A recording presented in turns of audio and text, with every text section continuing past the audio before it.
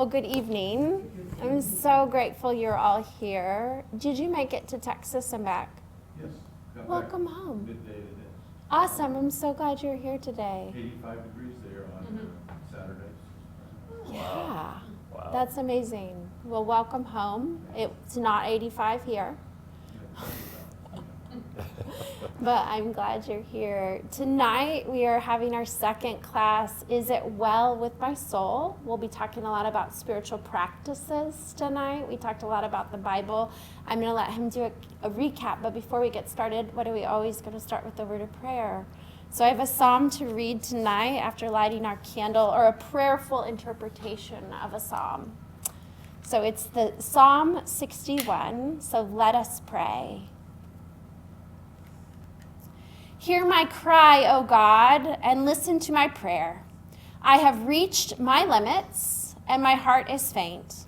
Oh, lead me to the high rock of your safekeeping. Be my protection in the midst of my foes. Let me always abide in your presence. Hide me in the shelter of your wings. It comforts me that you, O God, have heard my solemn vows and have given me the heritage of all those who revere you. I ask that you prolong the reign of good rulers and leaders. May their kind endure for many generations. May the upright be seated in authority before you, O God, forever. Watch over them with your faithful love. Then I will sing of your praise and be able to keep my vows every day. Amen. I love the second line in this prayerful interpretation. I have reached my limits, and my heart is faint. Oh, lead me to the high rock of your safekeeping. Be my protection in the midst of my foes. As we think about our spirituality and how it intersects with our mental health, I'm very grateful for that reminder that we find in Scripture. Hello, friends. Thanks for joining us again tonight. Just a quick recap. I don't want to take too long rehashing everything that we talked about last time, but in case you missed it or you needed a little refresher, we had a little bit of an intro from Ashley around the inspiration for the name, It Is Well With My Soul, a little bit of background of the hymn, how that plays into our mental health and what it looks like to find wellness. Shared a little bit of my background. I'm a therapist with Prairie Sky Counseling Center. I have an office right across the hall. If you ever have any questions about mental health or our organization, please feel free to reach out. And then we talked a little bit about what is mental health. We're talking about the intersection of mental health and faith tonight. So I trust you all are pretty well aware of what faith is, or at least what faith looks like for you personally. So I wanted to talk a little bit about what is mental health so that we can connect those two. And I know a few of us had different experiences and some great conversation around that. We watched a little bit of a video, and we talked about where do we find mental health in Scripture. Now this is a little bit of a base. We talked about Jesus and the demoniac, Jesus in the temple, flipping tables. Several examples from the Psalms I think are available. There's one specifically with the exile. King Saul and King Saul's possible experience with mental health and diagnoses. And then the whole book of Job, Job's experience and grief and resiliency and where community plays into that. And I know we got cut a little short on time, so we didn't go into any of the details. If we get to finish up soon enough tonight, I'd love to open up the floor for any questions to review that. Feel free, if anything remains unanswered, let me know. But to get us started again tonight, Ashley has some more wonderful reference material for us. Right.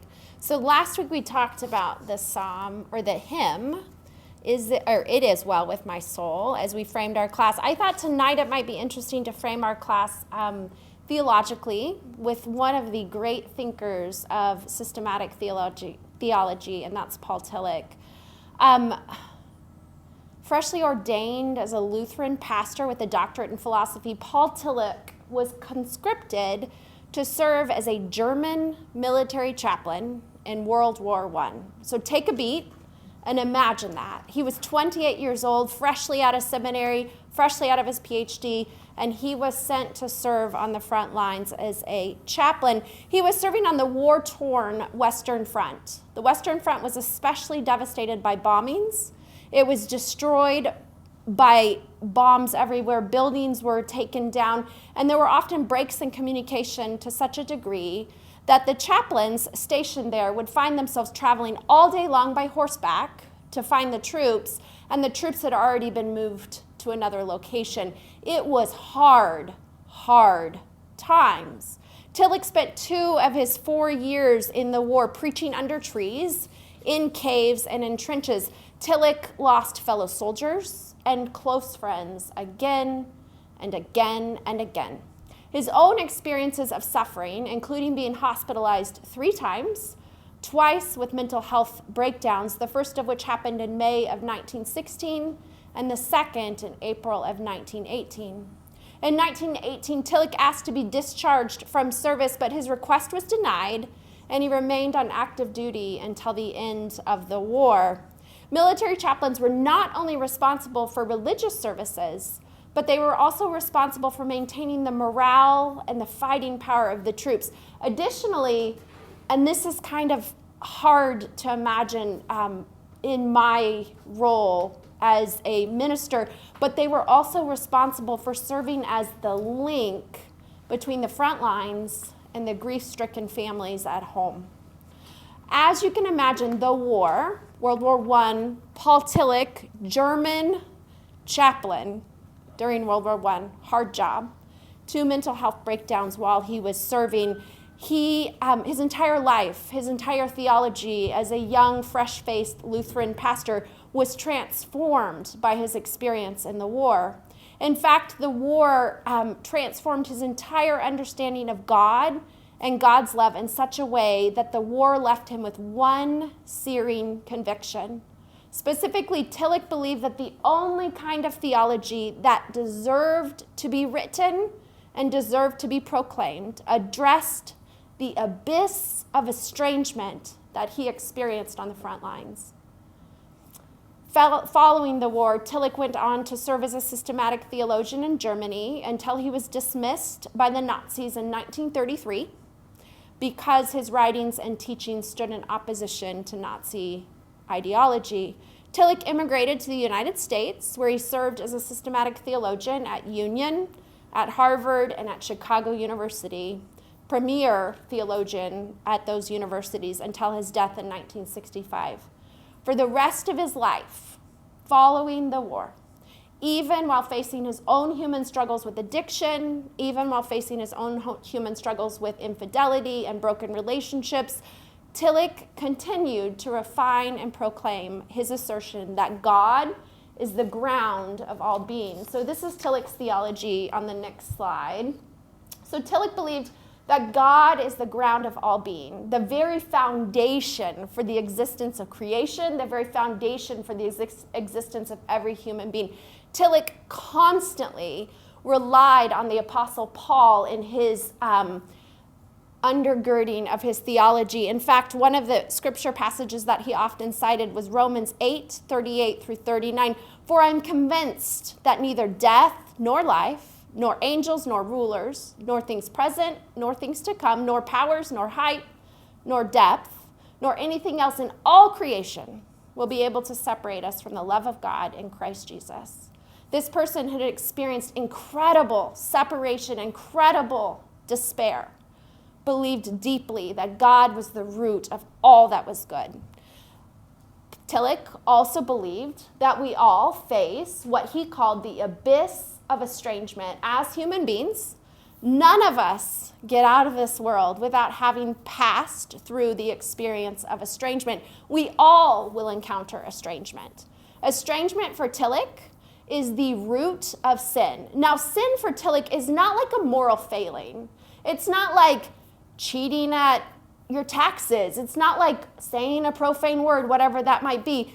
It's not a moral failing. It's not a simple thing. This man was on the front lines for 4 years, and he truly believed that if you were to qualify the word sin, the qualification for that word would be separation or brokenness in relationship with God, with each other, or with oneself. That's how he understood the word sin. That's how he understood the concept of estrangement.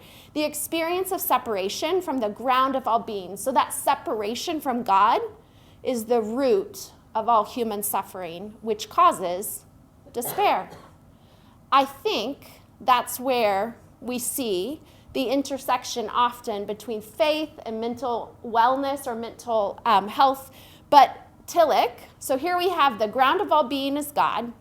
The abyss of estrangement, we all go there. But here is God's promise, and that is that God's love reunites us when we are estranged. God's love reunites us when we are separated. God's love reunites us when we are in despair. God's love is unconditional. God's love is unselfish. God's love is not simple. It's not an emotion or a sentiment. Instead, God graces us with love that accepts us. It reunites us when we're experiencing estrangement, and it heals us from sin and separation, suffering and despair. Now, here's where I think our intersection in this class really lies, and that's in the promise that God's gift of healing in the best possible ways, at the best possible experience of healing, helps to restore our bodily wholeness. It helps to restore our emotional well-being. It helps to restore our mental functioning, and it creates a space in us for spiritual aliveness. This is the theology that undergirded all of his work, and I think it's the theology that undergirds our work tonight too. Thank you, Ashley. Yeah, so tonight we're going to talk about mental health in our faith. I think this is the root of why we wanted to set up this course. Last week, as I mentioned, we talked about where is mental health in Scripture? Where's the text that points to this being evident in the past or as a foundation? Tonight I want to talk more about our Christian practices or faith structure, and where is there some commonality between taking care of ourselves mentally and taking care of ourselves spiritually. Where is that intersection? So where does mental health practice show up in our faith? And then where do certain faith practices or faith pillars show up in caring for our own mental health, trying to enhance our mental wellness? And I have a few topics to go over tonight specifically, but I encourage you and I want to invite you all to think of things that, as we talk about this, as I bring up these subjects, make a note of something that comes to mind that feels like it might be in line with what is something that I do to take care of myself, my own well-being, my own personal joy or fulfillment, that also feels like a spiritual practice. And what are those commonalities? And maybe we can talk about it at the end. See, I think there's a ton out there. I can only pick 5 for tonight. Hopefully we have time to go through all of those. Starting with gratitude. This one was the first one that screamed out to me.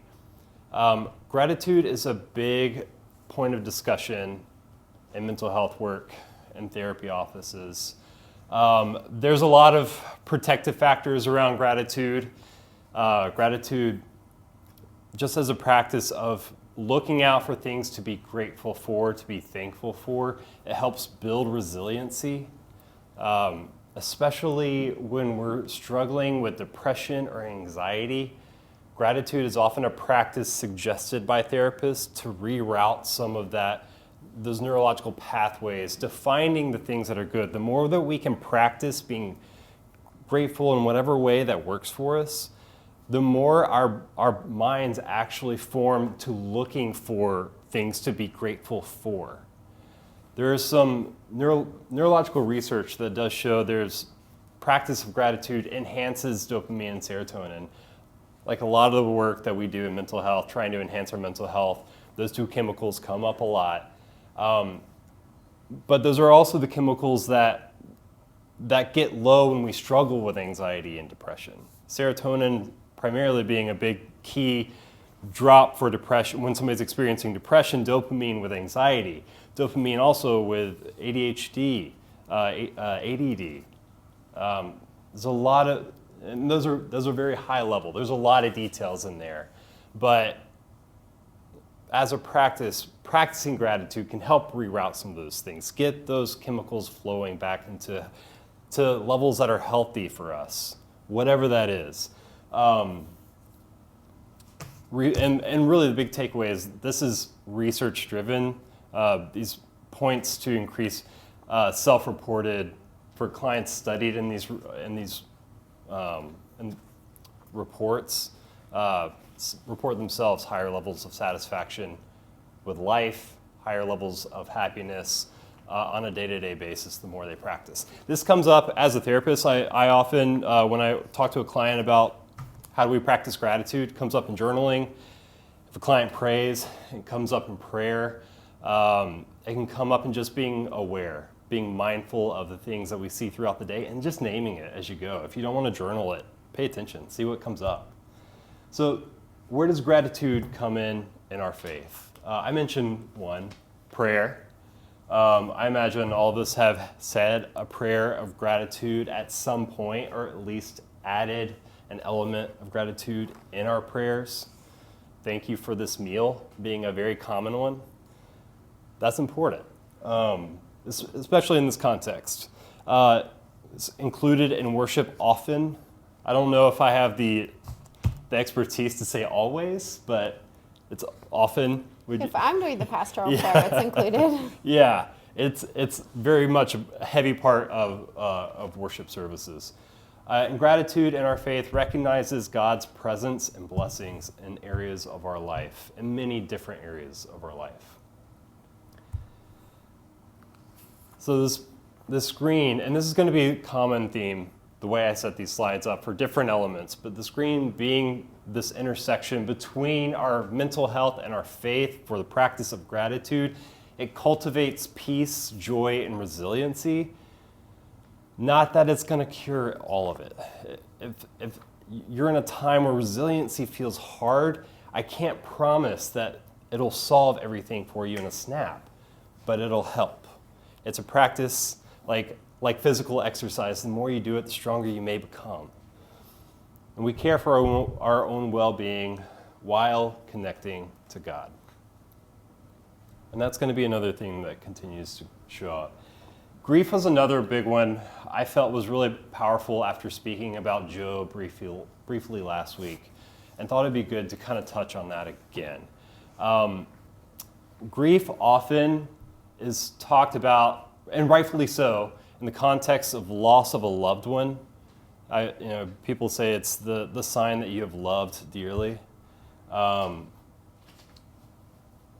In the context of mental health, I often process grief with clients, or process grief and colleagues or with colleagues or in groups as just the means or the process of something ending.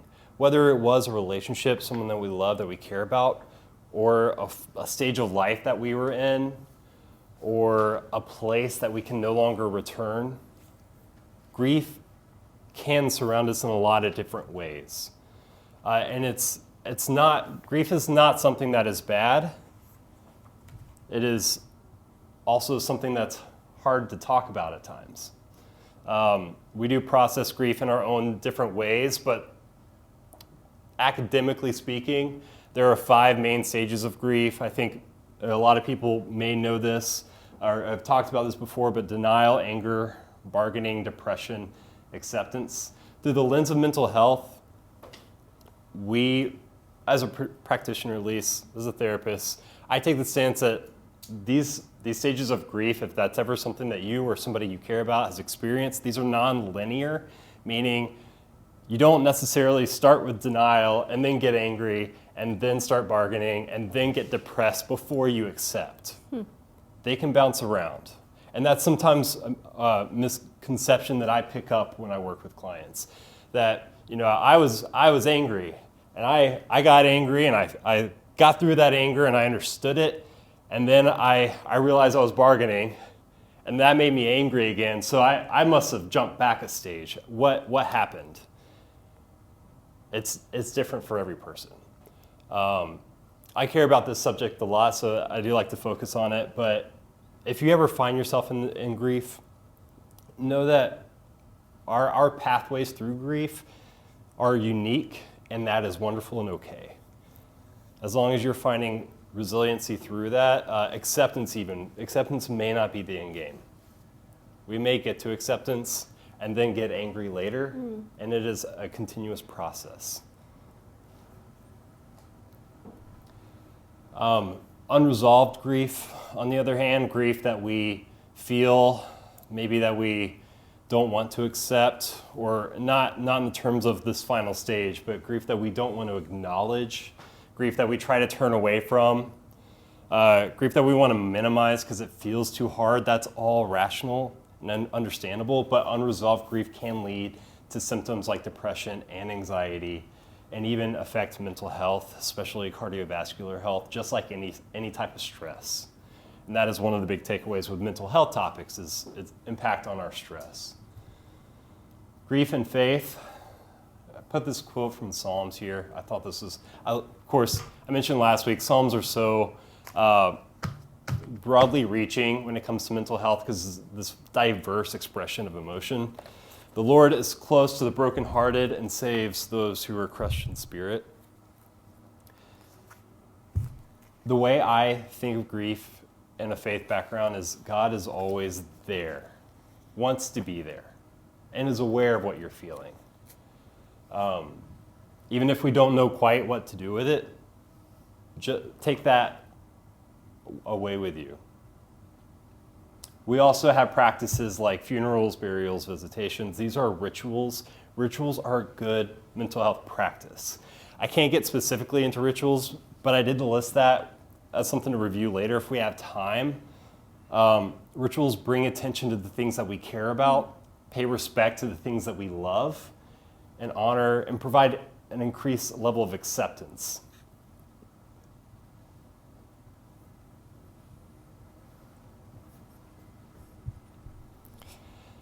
For both faith and mental health, grief is a healthy process that requires time, may be unique for you, but may require support and your own unique expression of that grief.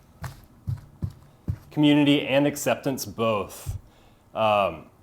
This acceptance of taking the pathway that you need through your grief can be a source of strength in that process.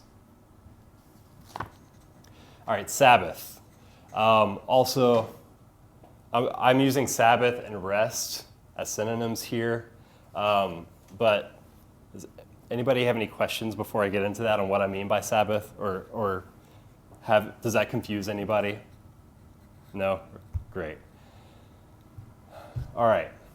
So brings up a topic that I think, at least I hear a lot in conversations around the water cooler or getting coffee after church.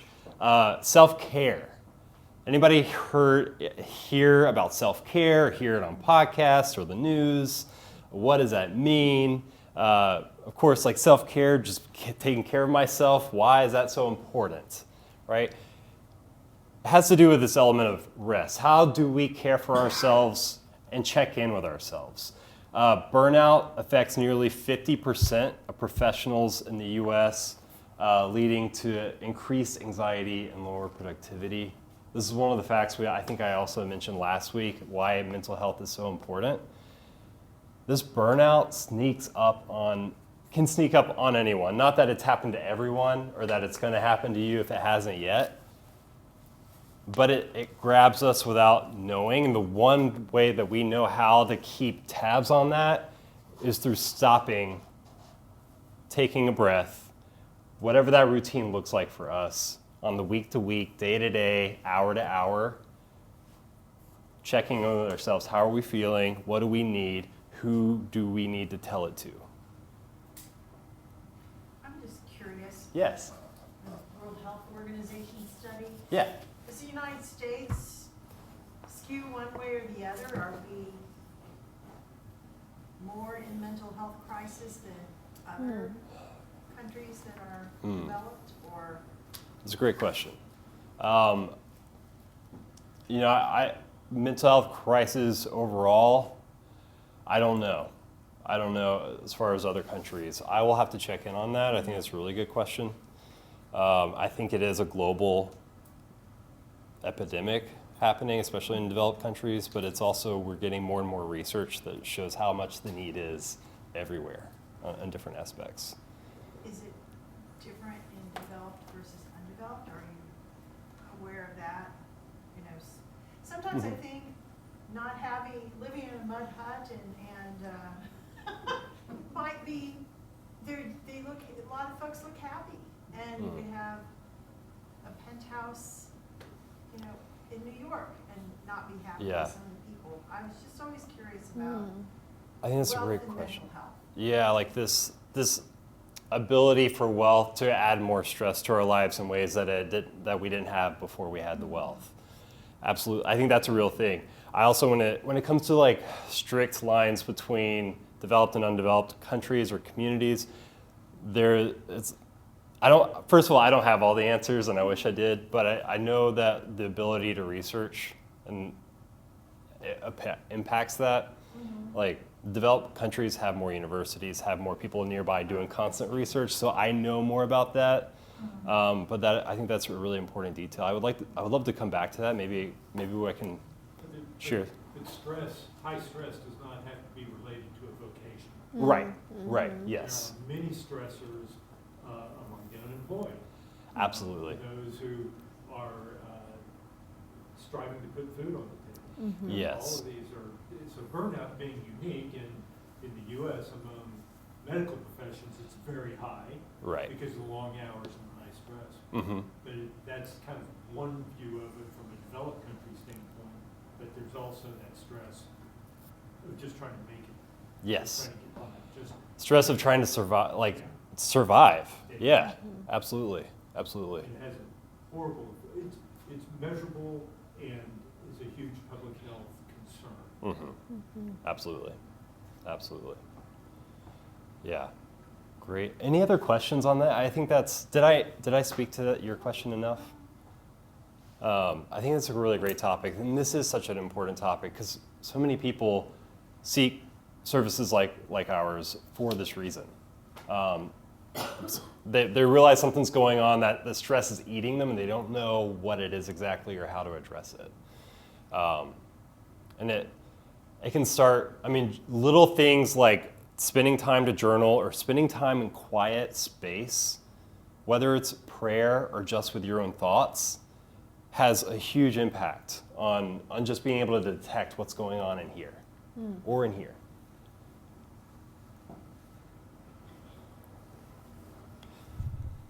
And from what I have learned in my lifetime and in my experience, faith has a lot to say in congruence with that.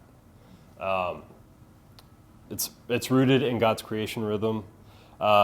Rest is seen as sacred and necessary for reconnecting with God, at least in different belief systems. Traditionally, Sunday is the Sabbath day in Christian tradition. It's supposed to be once a week. And one thing that sticks out to me, I actually had a dear friend of mine, and when I was an undergrad, tell me once that they felt like Sabbath was, reminded them of composing music. It was like rest notes on the page. You can blast the page with different notes, and it can be the most beautiful song, but it's not going to mean anything unless you take a breath every once in a while. I think of Sabbath a little bit similar. Basis, a bunch of us took the DB1 Disciples Bible study course a couple of years ago. And one of the assignments we took on as a small group was to practice Sabbath. Yeah.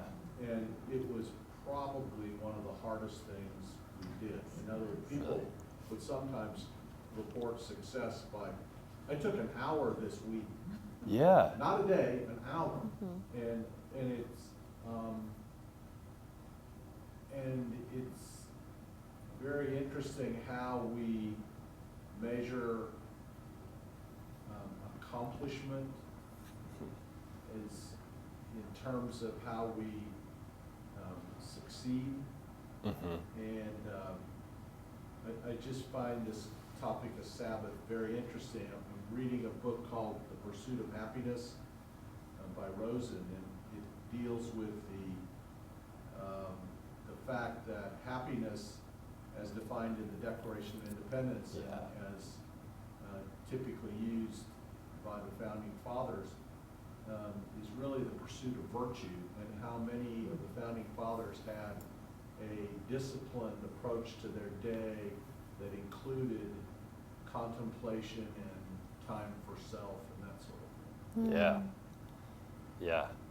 Very interesting. I think I have not read that book, but I've heard it's good. It basically takes you back to their source material often came from Cicero and Socrates, and how they all study these disciplines, if you will. Yeah.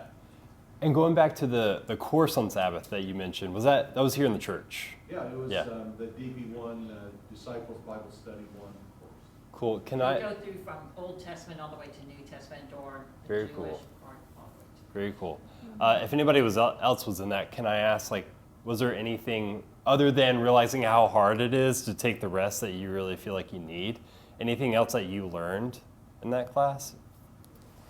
Well, in converse with it, I happen to be taking a course through Yale. It was an online course from their freshman course on the science of happiness.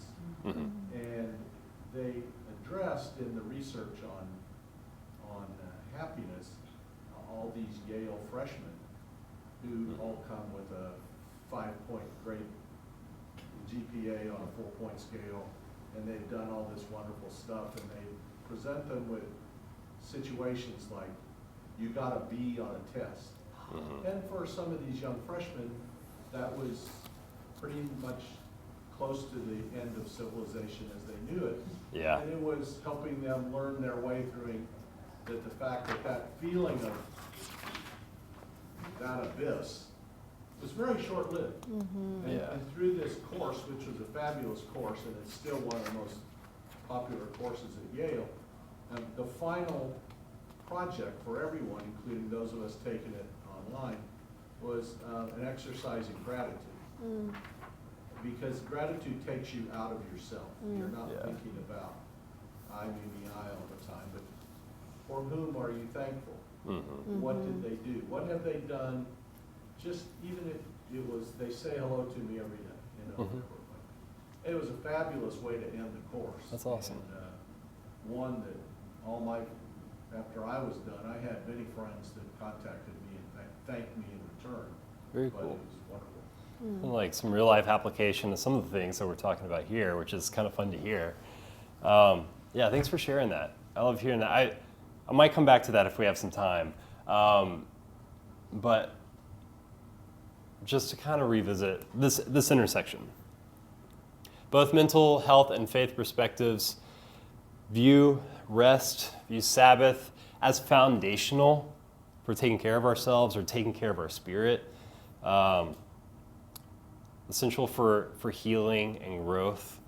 There's value in taking a moment to stop and focus on yourself, both in the mental health and the faith aspects. Sometimes, at least for me, I know at times it has felt selfish to admit this, or it feels like I'm taking too much to be able to take time for myself. I don't know if anybody else here has ever felt that way, but there is affirmation, if you ever have that voice, that is not true. You deserve this. And also, this is one area, I think all areas, honestly, of this have this intersection, but this is one that screams out to me, is that this is one area where mental, spiritual, and physical health all intersect.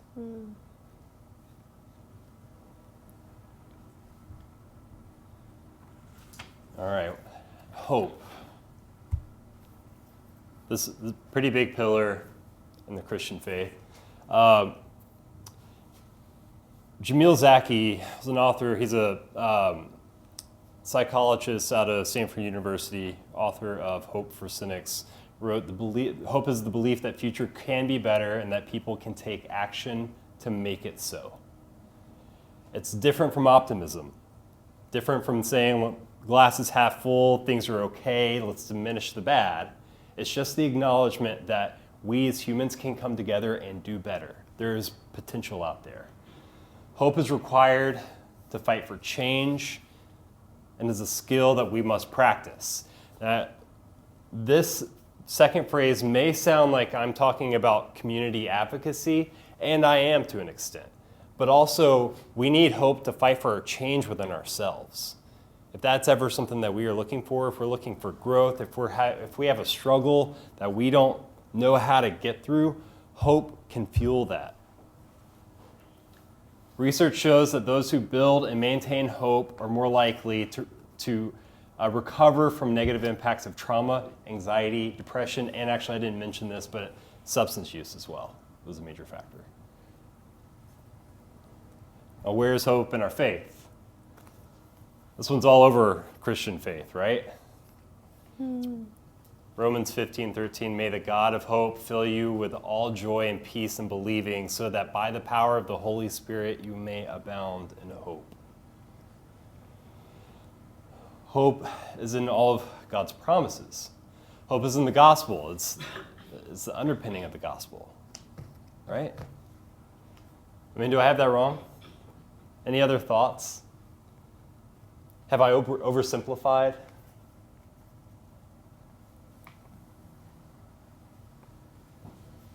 Hope is new life. This intersection, hope, is linked to joy, which is different from happiness by this context. Joy being fulfillment, satisfaction with where you are in life, where life has taken you. Happiness being this fleeting moment of positivity, which is still good.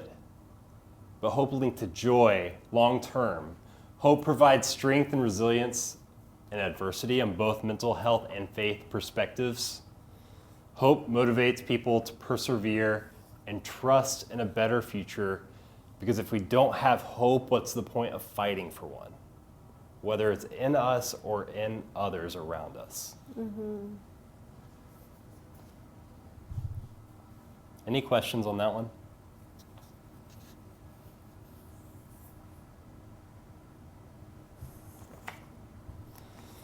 All right, acceptance.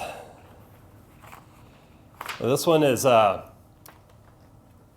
foundational, I'll admit, for me in my work. Acceptance is primarily being, if anybody's ever heard of the psychologist Carl Rogers, is founder of this client-centered approach, this belief that therapists should treat the clients as the experts in the therapy room. Not that we're not mental health experts, but we want the client to guide what they need, where they need the discussion to go. And that's because self-acceptance is required for self-actualization. Self-actualization tending to be the goal in individual therapy sessions, becoming one's full self, feeling fully yourself, feeling like that joy is present in your life, even if happiness isn't currently in the moment. Rogers came up with this paradox about acceptance, that in order for one to experience change, and change just means growth, not that somebody in therapy needs to change who they are, but in order for one to experience growth, one must accept themselves as they truly are currently. And that is where we were inspired by the work of Dr. Tillich. Mm-hmm. It's unconditional acceptance of self and where we are met in that acceptance. Self-acceptance within the self, accepting who we are as we are, fosters self-compassion. It combats shame and the messages that have been brought onto us from stigma or other sources, and supports healing from trauma and anxiety. And trauma being another waterfall that can look like things like substance use, depression, other behavioral challenges from maladaptive coping disorders, techniques, and it's not easy. I know this can sound easy. Self-acceptance, sometimes we need some help, but that's where faith can come in. Christian faith stating, unless I'm wrong here, from my experience, God's love is unconditional. We are fully accepted already by another power. The ground of our being. Ground of our being, exactly. Thank you, Ashley. Psalm 139:14, we were fearfully and wonderfully made. This inspires me. I know I didn't put the whole psalm in there, but that part specifically speaking to we as we are was intentional. And I know sometimes that is challenging because we as we are also, we carry burdens. We carry pains. Seeing the challenge for you and your work, but yet for our society, at this moment, there's a huge swath of our country that disagrees with all of this. That God's love is conditional, that you are not wonderfully made because of color of your skin, where you were born, what your name is, and you are not accepted by who you feel you are. Yes, That's really, really upsetting. it is. You're right.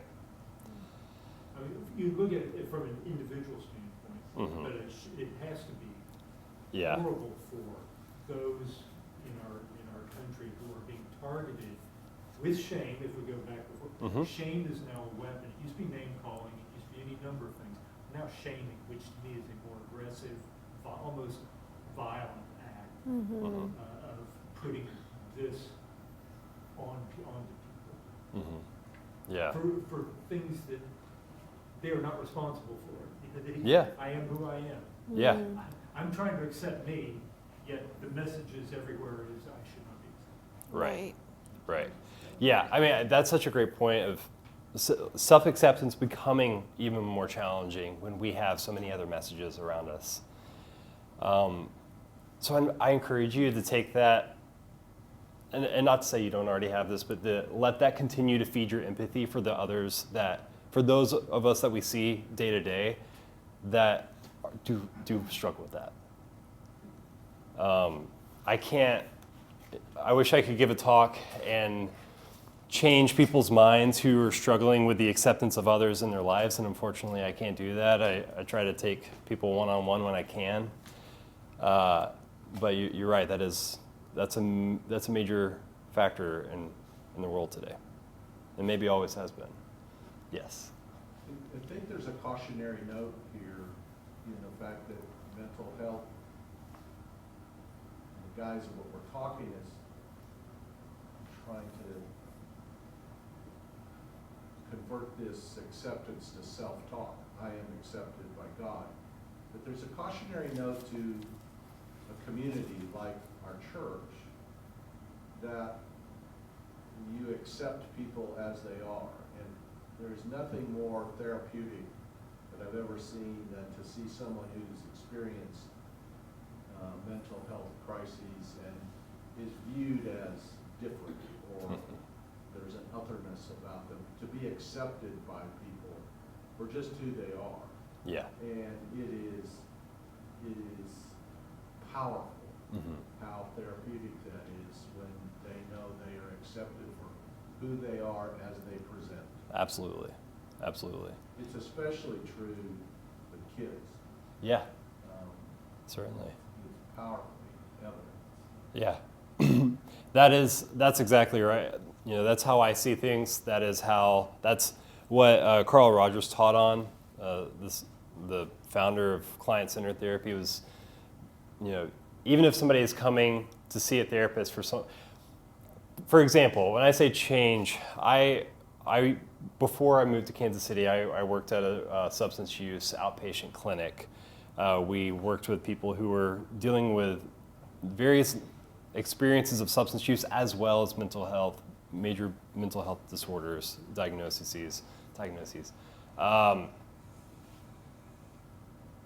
They wanted change.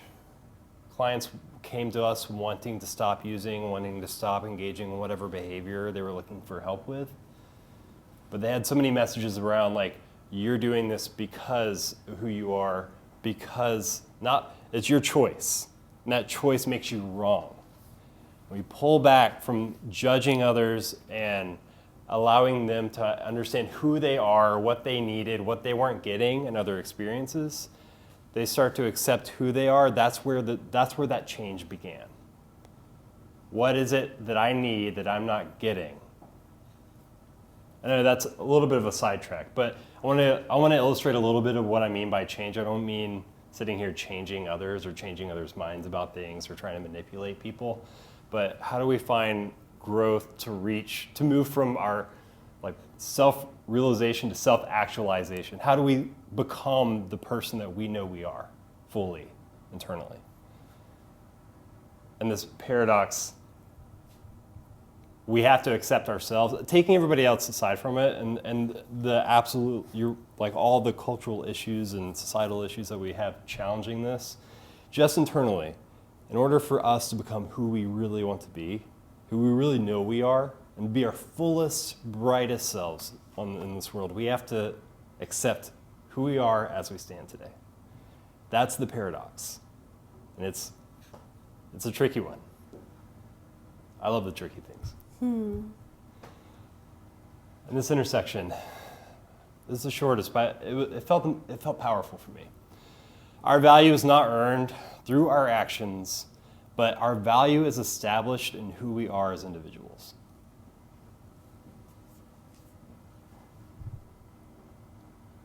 So those are the major points. Like I said, there's a lot of these intersections. These are a few that I really wanted to talk on tonight. But I encourage you to think about for yourself, rituals and traditions. What are rituals that help you with your mental health? Do you like to journal before you go to bed tonight? Do you like to read before you go to bed that night, every night? Where does that play out in your faith? Community. How does community help you feel like your fullest self? What does your community look like? It can look different from person to person. What does community look like in faith? This right here. Prayer and meditation. Prayer and meditation being very close to each other. Very similar, provides similar things. One, we allow God in, the Holy Spirit in, Jesus Christ in. One, maybe we just leave room for what comes, however you need it. But instead of going into detail on all those, I want to ask, why is this important? Why is this intersection important for us to talk about? Why am I so excited to get to talk to you guys about this? Anybody have any thoughts? Any guesses? Do you find it helpful in your practice if people have faith? Great question. Or do you find at times that people are struggling because they have faith? Great question. Great question. It can be yes and both, all the above. Faith alone is not going to mean somebody's struggling more or less than somebody without faith. Faith is often, and this is research back, this is growing more and more in the research now, some sort of spiritual practice whether that's Christianity or Judaism or Buddhism, whatever, having something to pull you to a greater sense of purpose. There's research that shows that there's more resiliency, there's greater levels of hope, there's greater sense of community that are all protective factors in being able to bounce back from challenges and to deal with things that are not just challenges, but long-term diagnoses that you have to walk through. So yeah, it is a protective factor. It can also be, a source of trauma as well. Religious trauma can be a real thing. It is a real thing. Yeah, there's research out of some guys out of Florida, a large survey, found that people who quit going to church, not people who've never gone to church, but people who quit going to church, church-based trauma is a significant, measurable, large, kind of top 5 kind of reason. Yeah. So something is happening for some people in the church, and it can be unwanted advances, it can be arguing, it can be conflict of any sort. Right. That's kind of where I was curious. So it's not really the faith, it's how faith is working out in their life. And that's not always a guarantee right. of positive. And that's where that client-centered approach comes in.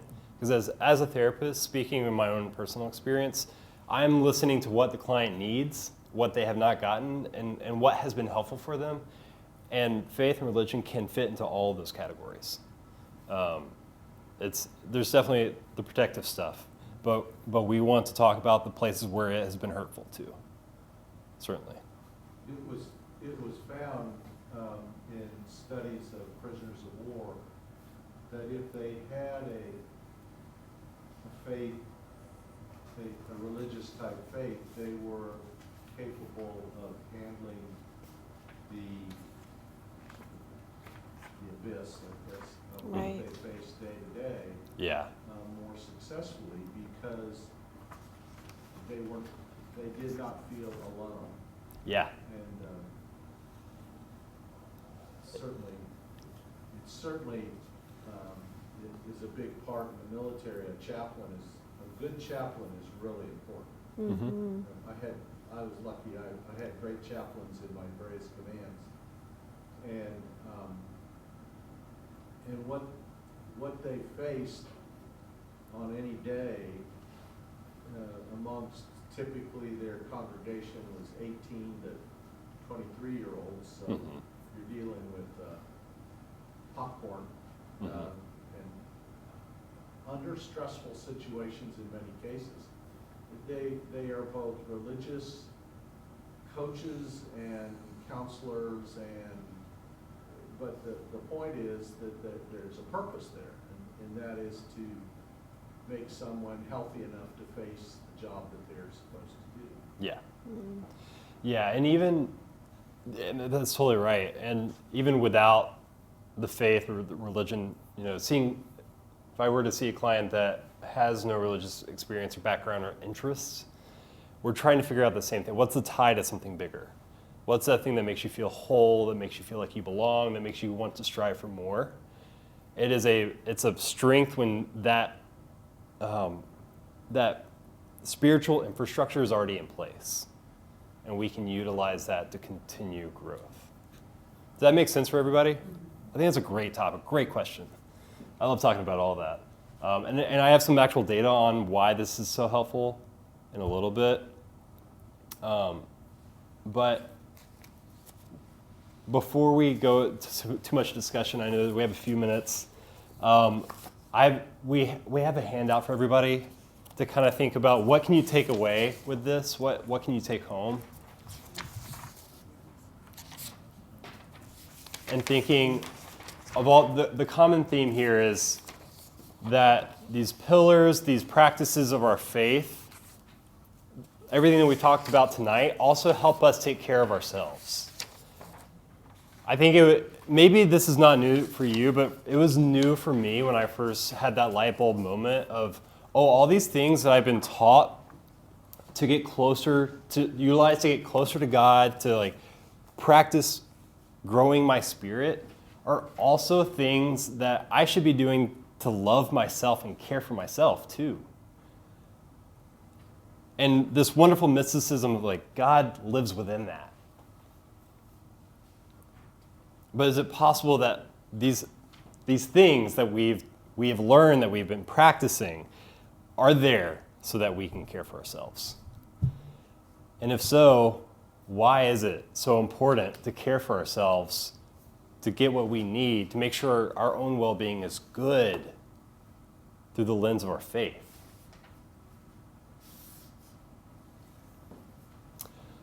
It's a question to think about, but looking at these spiritual practices, anything stick out to anybody? Do you see any ties with the things listed on this worksheet, this handout, with what we've talked about tonight? There's some nods. Well, the first one, the buddy program that was started, certainly has come to pass for some of us. It's really rewarding for all of us. Yeah, absolutely. At the Deacons and Elders Retreat, our presenter, his name was? Peter Marty. Yeah, there we Sorry. Talked about that helpful, and at the very end he drew 3 concentric rings, and one is your enemy. group, and it's generally very small. These are the people you'll tell anything. Second are closer friends. You're not going to tell them everything, and it's best represented by a church. Yeah. So it's where you know them well, they care about you care about them.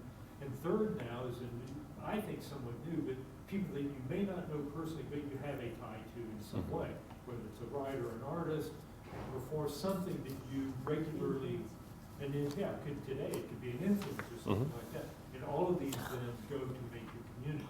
And his stress was really on the second ring, the purpose of the church. Yeah. That Yeah. makes me, in my life, I think of a relative who has no middle ring. I'm not sure she has a sin ring or that second ring.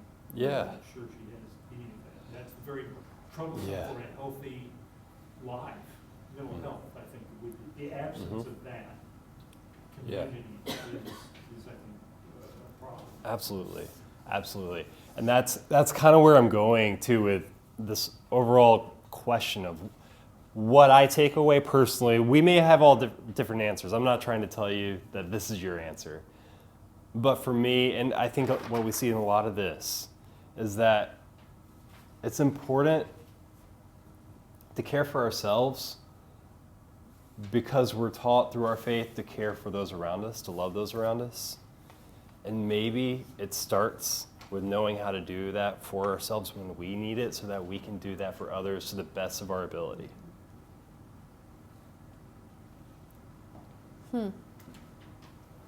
Any thoughts? Or any challenges to that? I think the biggest challenge, honestly, is that we're so connected to our devices. Our kids are connected to their devices.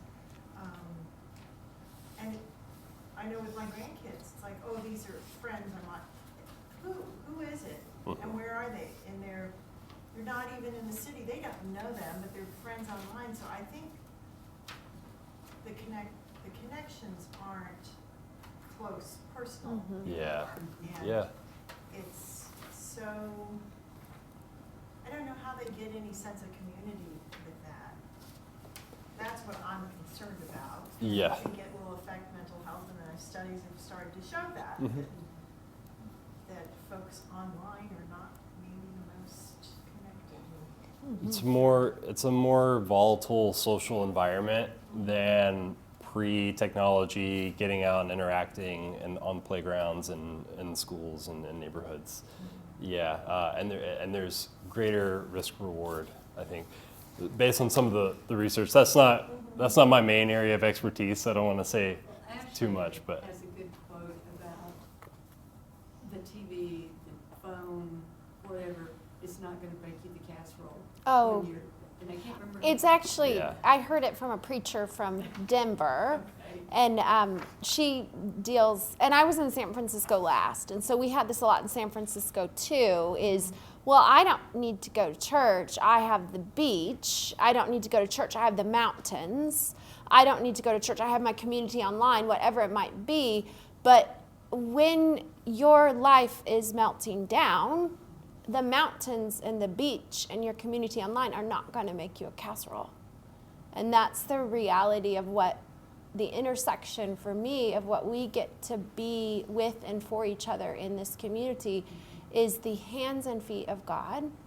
That reminder that God's love is with us when we are separated or experience that brokenness in our relationships, whether that's with God, with others, with creation, or even with ourselves.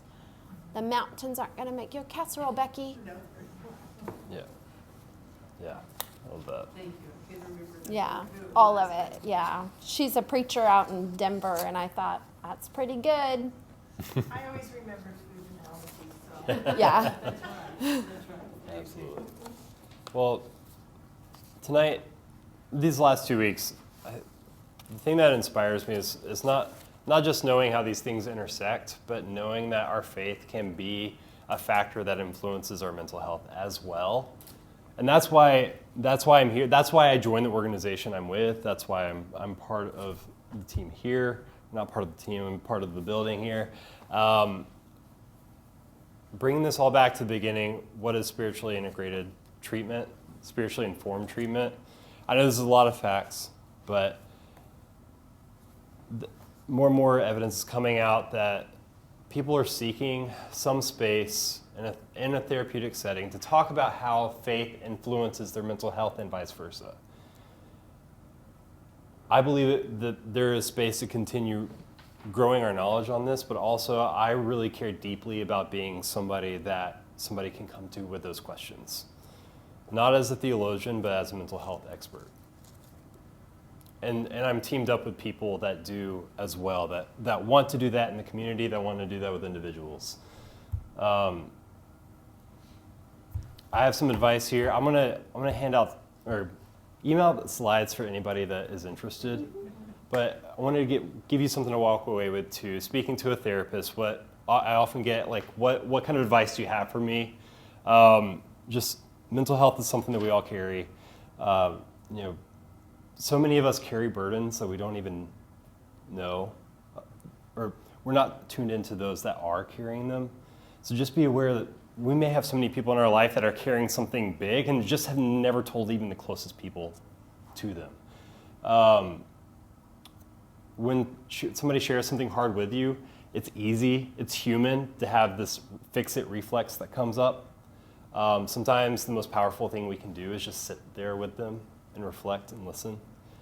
Sometimes the urge to fix it can be challenging.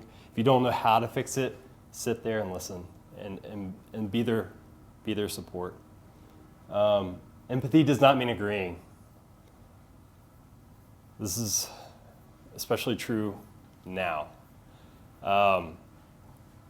We don't need to agree with somebody's perspective to see and validate a human next to us.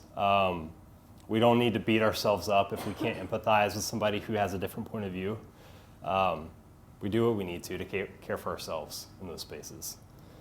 And then stigma is all over the place. It's affecting everybody. It affects us even when we don't realize it. The more we can be aware of it, the more we can redirect it. I have plenty of resources. I don't need to go into all these, but Prairie Sky is here not just for people to come see a counselor. If you want to see one of us, if you want to see me, great. If you know somebody who wants to see somebody else, we have other therapists in other buildings. We'd love to talk to you about it. If you have questions about other resources available, not partnerships, but we refer out and they refer back to these other places in the community. We have several others. These are some of the big names that popped out to me in the work that I've done. There's a lot of resources out there for all sorts of needs, for all sorts of fits. So if you have any questions or you just want to know what that looks like, feel free to come talk to me. Or if you want to talk to somebody else on my staff that's not me, that's not somebody in this building, I can refer you to somebody else. Happy to do that. But I just want everybody to know that I'm available for that reason. How do you deal with two people who have, for lack of a better way to say it, deeply held religious beliefs that are in conflict in some respects with one another? Ooh, that's a good question. I think sometimes knowing that you may not agree, and that's just going to happen. I think it depends on the relationship, how that forms the relationship, whether that's a friendship or a partnership or colleagues at work can inform how to handle that. Or somebody that you meet on the street. Somebody you meet on the street. Yeah, I think if you meet somebody on the street, I think the question, ask yourself, is somebody trying to fix somebody here? Kind of going back to that fix or reflex. Do I need to convince, or do I need to be heard? Do they need to convince, or do they need to be heard? How do you deal with a situation where you have two individuals with more or less conflicting views? Are like somebody who's like two people who are fighting because of their views? It doesn't necessarily have to go that far, but Yeah. people with different worldviews. Yeah. It's a big question. Are they married? That's number one. Well, It could be. There's one scenario where you deal with that. Okay. It's called the battle of the sexes. Well, I have dear friends, and one was a staunch conservative, one was a staunch liberal, and they laughed. And they said, we've been canceling each other's votes for 60 years. And I think it's just, you decide what's important. That's what I would think. If they want to have a relationship and they decide to overlook the things that pull them apart and focus on the things that draw them together. And that's what they did, and they laughed about it, and it worked for them. That's my. I think that's well said. Yeah, I would. Before the Well, next it'd be interesting how you would model a situation like that. Well, I don't know. I have a worldview based on choices that I have to make, and you have a different worldview based on the same choices. And we come up with a little matrix, each one of us, and then we can compute an answer which suggests a behavioral scenario and try to unpack how you deal with these situations. So my first instinct is if it's something that has to be explored further, it's finding where your common values are, if you have any. Values. The question I'm posing, if people have different value structures, there's the possibility for conflict. Unnecessarily has to happen, but there is that possibility. So how do you, and the individuals who counsel these people, deal with those situations? I think there's a lot of different values, right? Not just the value structures as a whole, but if you talked about specific values, what are your values as a person walking, living, breathing today? You can, if you list down as many values as you can find commonalities of different values: community, life, family. Well, to play the devil's advocate, I submit that that's where we are right now in our national conversation. It is. And I further submit that it's a very dangerous situation To talk about values? when you have values that clash. Yeah, so I think that's what I'm trying to say is, if it's a one-on-one, you can't do this on a large scale, of course, but one-on-one, can you list those values, as many as you can, and go through where do we have similar values, and start there and see where that takes you. I know there may be a lot of also conflicting ones, but you put those to the side for a moment and focus on what do you have together and where does that keep you, how can you learn from those, what you share in common. Because if you're not willing to look at what you have in common, there may not be any point in talking. I don't know. I don't know what the situation calls for. Right. If you don't have anything in common at all, which I think we all have some sort of value alignment with everybody out there in some way, but if there's no willingness to connect, it sounds like it might be a hard conversation to have in general. I don't know, maybe I'm not answering your question. We may have a common interest, but we may impose a power structure on those common interests too. Well, instead of not just common interests, but common values specifically, what do you value in life? Is it community, family, finding joy, nutrition, health, like anything that is something that you put value and time into, thought into, care. Maybe it's completely different religions, but within those religions, they both value caring for family, caring for the community. They value caring for yourself in some way, and figure out where those commonalities are. The academic model that they use in business colleges is that people act on their own rational self-interest. Now, rationality is a hard thing to define because there you're plugging in your worldview, and your rationality may be characteristic. And that's also, your rationality may be totally selfish. I think, and you're speaking on like Milton Friedman's economic theory, and that's even just like one theory. There's other economic theories that state people are more likely to connect if they have the ability to. I know we're out of time, so I know I don't want to steal anybody, but if you ever want to talk about anything like that, I'll give you my information. We can connect on it. So many good questions and so many conversations to continue having. Ryan is here to have those conversations with you. I'm here to have those conversations with you. And I give great gratitude for your willingness to show up and to be present to the process, to say, hey, God, how do you intersect? How does my faith in you intersect with my wellness? And I want you to know that this church stands with you as you explore that today, tomorrow, and always. Our benediction for tonight is this. May the blessing of God, who never abandons us or fails to keep God's promise, fill us with peace this night and always. Amen. Thank you. Thank you. Thank you all so much. Appreciate it.